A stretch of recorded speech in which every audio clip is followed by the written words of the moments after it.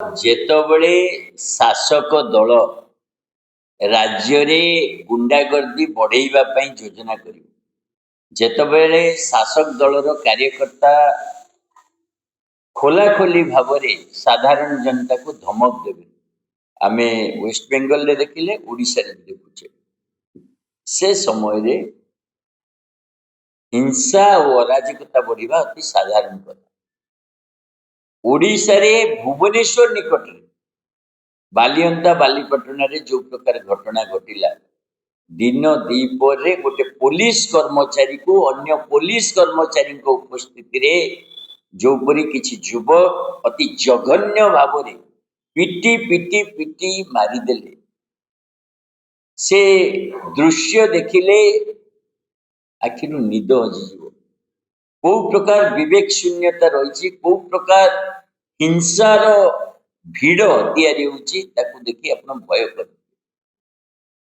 से घटना मनरू न लिभुणु आमे देखिले आज नयागढ़ ओडो गाँ ठारे केमती जनकर हाथ गोड़ काटी देइछथि, जे कि पुलिस को संवाद देइतिला चोरा पत्थर चालान होउछि, आ पुलिस सेठी उपस्थित रहिलानी, ताकू मरिबाकू छाड़देला। संपूर्ण भाव में एथिपाई पुलिस दायी, गुंडा तो जेतिक दायी, पुलिस भी दायी। आमे या पूर्व कणास घटना देखी, पूरा दिन बेला लोक सम्मुख जड़े व्यक्ति को पनिखी हाणी ता बेकरे बुलेट चढ़ाइबार प्रयास। आमे कलाहांडी रे देखीचे जे जड़े व्यक्ति दलित युवक गोटे मला गाईर जेतबेले चमड़ा ये करथिले, से अभियोग जो प्रकार नृशंस भाव में माड़ कले। सारा ओडिशा रे तुम देखिबो वर्तमान गोटे जो पूरा भिड़ तैयारी कर, किए बजरंग दल ना रे, किए जयश्रीराम कहीकि, किए को ना रे आसुचंती, किंतु जो भिड़ अति हिंसा सृष्टि करछे, मरणांतक आक्रमण करुछि, आ सरकार आ पुलिस प्रशासन जेमती शून्य हो जाए। गोटे अपारक सरकार रो मुख्यमंत्री जेते लोक मानकु पाखु गले न गले किछि फरक पड़े नाही, कारण ये मुख्यमंत्री अपारक, ये पार्टी रो शासन अपारक। पार्टी रो जने राजनेता तांको भाई गोटे छोट छुआ को चोर बोली लिखी बाजार रे जो प्रकार बुलेइले पुरी रे, सी भी गोटे लोक का आखि खोली देला जे को परि भाव में नृशंस होई पारे सरकार, ए सरकारी कल रे थिबा राजनेता माने। तेणु ओडिशा रे वर्तमान जो अवस्था, आईन श्रृंखला परिस्थिति जमती विपर्यस्त होइछि, दिवालोक जेपरी लोक मानकर मर्डर करा जाउछि, जेपरी भिड़ तैयारी करा जाउछि, ये अत्यंत निंदनीय।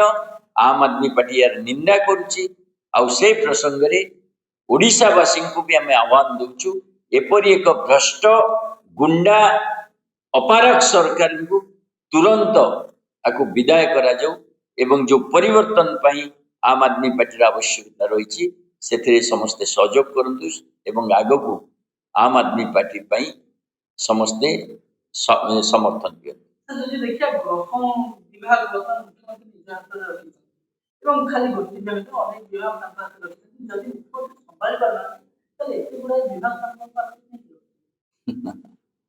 ए मुख्यमंत्री पाखे बहुत विभाग अच्छी आ संभाली पारना, से विभाग दि जाए।